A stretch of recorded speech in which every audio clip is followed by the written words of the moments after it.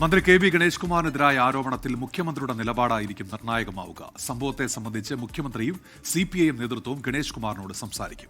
ഇന്ന് രാവിലെ ചേരുന്ന മന്ത്രിസഭാ യോഗത്തിന് മുന്നോടിയായി സംസാരം നടക്കാനാണ് സാധ്യത. പോലീസ് വീഴ്ച വരുത്തിയെന്ന പരാതിയിൽ നടപടിയെടുക്കാനുള്ള സമ്മർദ്ദവും സർക്കാരിന് മേലുണ്ട്. മന്ത്രി കെ ബി ഗണേഷ് കുമാറിന്റെ ഭാര്യ മാധ്യമങ്ങളോട് ഉന്നയിച്ച പരാതിയിൽ ചൂണ്ടിക്കാണിക്കുന്ന വിഷയങ്ങൾ മന്ത്രിക്കൊപ്പം സർക്കാരിനെയും പ്രതിരോധത്തിലാക്കുന്നതാണ്.